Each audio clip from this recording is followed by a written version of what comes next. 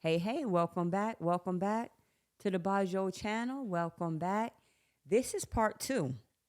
This is part two of how to let go of those things that you cannot control. How to let it go. Let it go, let it go, let it go, let it go. And so we just talked about, we spoke about, in part one, we spoke about the different things, three different things that you can do to start training yourself to let things go.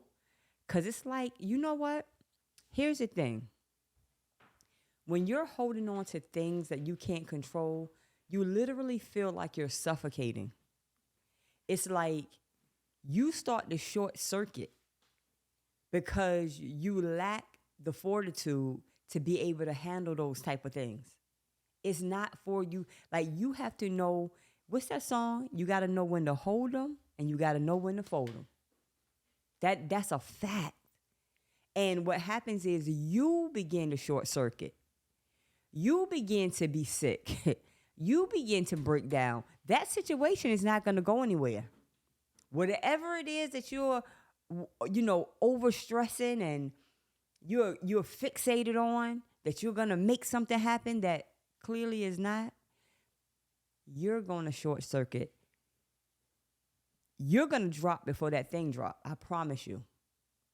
So I wanted to continue the conversation today with this part two of how to let go of the things that you cannot control.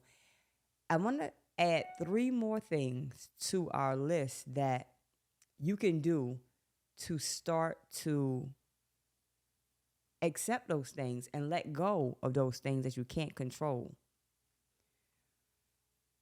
So I'm going to continue this conversation with the next thing that you can do to accept the things and to let go of the things that you cannot control is to learn how to change irrational beliefs.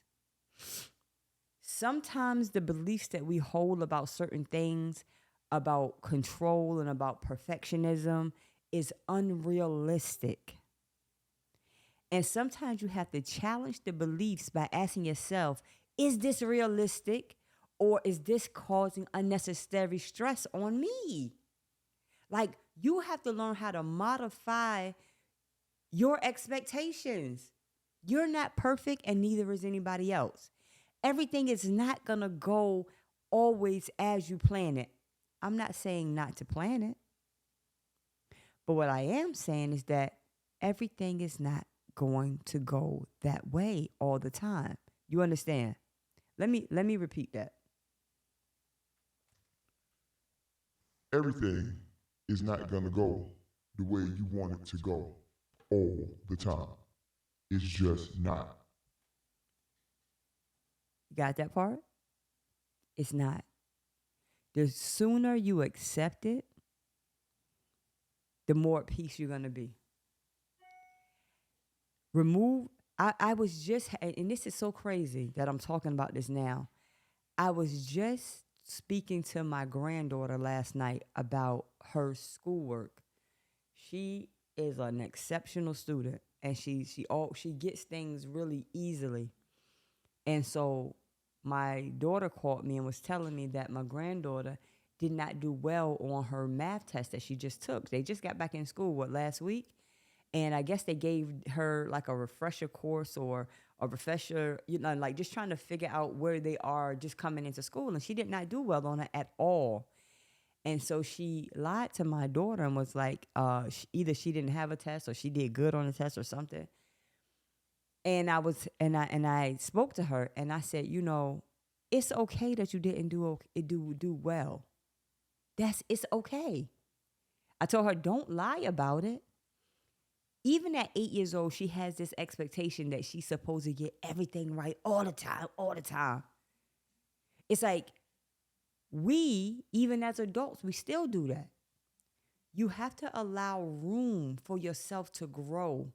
Make allowances for yourself to make mistakes, you're not going to be perfect. And even if you're perfect to a certain demographic of people or a niche, another demographic is going to hate you. And you just got to make peace with that too. Challenge your irrational beliefs about perfectionism. You have to make room for error because error is a part of the human experience. And that's the facts. The next thing you can do to help you to start letting go of things that you can't control is to start adapting positive self talk. Talk to yourself and remind yourself of what you can do and your abilities to adapt. I'm a positive self talk guru. I talk to myself in the mirror. I talk to myself in my car by myself. I speak to Delcy. Because I can't always call somebody to build me up and boost me up and be my cheerleader. Sometimes you got to learn how to be your own cheerleader with that positive self-talk. I can do that. I'm allowed to make mistakes. I will. I can. I am. That's my talk. Let's go. Let's do this. We could do this. Okay, you made a mistake today. Okay, that person didn't like that. Keep it moving. Okay, they were not satisfied with what you did. Keep it moving. Positive self-talk. You can, you will, you are.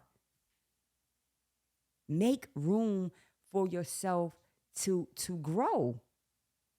If you want to grow at anything in this world, you have to allow room for error. What have you ever done new and you never faltered? If you're not faltering, you're not really growing.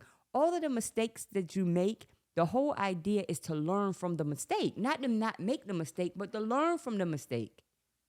I've been styling hair for over 30 years, since I was 14 years old. It's certain things now I do with my eyes closed. But do you know when I first started, I was stumbling and fumbling and stuff looked like a hot mess? But I kept going. You got to give yourself room to grow. When I went back to school, I was in class and it was like they were speaking a foreign language to me and I didn't understand what was going on. And I messed up and I did not get good grades all the time on my quizzes and tests or whatever. But I gave myself room to grow and to get acclimated back into this whole academic environment. And I ultimately succeeded very well. And that's how the mindset that I have now. I don't even want to be, stop even wanting to be perfect. How about that? Let's do that. Let's just stop that. You're not going to be perfect. You're not always right. You're not always going to have it together. You don't.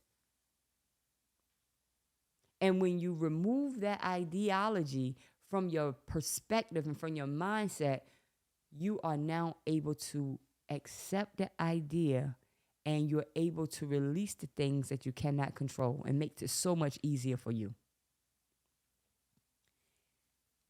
And last thing, but not least, is creating certain rituals for yourself that help you to release the grip on uncontrollable circumstances. You could create certain things, like you create a ritual for yourself that's going to allow you to release certain things. You know what I mean? Like a letting go ritual. You know what I mean? I remember years ago, I used to have a ceremony for myself, like especially with relationships and certain things that I no longer wanted to be a part of. I would write the situation down or whatever, and I would get like this little bucket or whatever, and I would either shred it or I would burn it, or it's different things that you can do to symbolize that I am now letting this thing go. It is finished. Writing things down on paper and burning that sucker was one of my favorite rituals, because psychologically it kind of internally allowed me to release it, because as this paper was like disintegrating with the fire, it was like I was allowing that thing to disintegrate within me. So I just wanted to say to you that you can control so many things, but it's so much that you cannot control.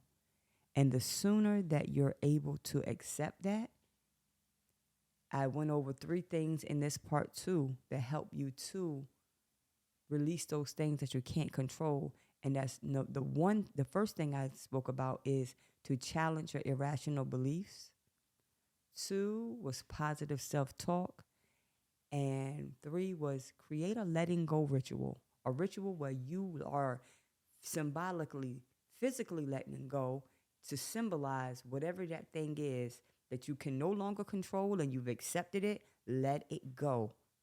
At the end of the day, in the grander scheme of things, a lot of things that we're trying to hold on to anyway is not that important. And I have learned that over and over again. Things that I've jumped out the window for and tried to break my neck to keep stabilized. And when that thing dismantled, I was still standing. I was stronger than ever, and it's okay. So a lot of things not even worth it. Sometimes you got to stand back and take a bird's eye view at things and realize that what you stressing over and what you trying so hard to manipulate and push a square peg into a round hole, and it's not fitting. It's not even that serious anyway. And sometimes you're never able to see that because you're so up close on whatever it is. You got to kind of step back. And that's what all of these things that we shared today will help you to do. Kind of take a step back. Thank you for joining in today. If you heard anything that inspired you, that moved you, share it with somebody else. Each one teach one.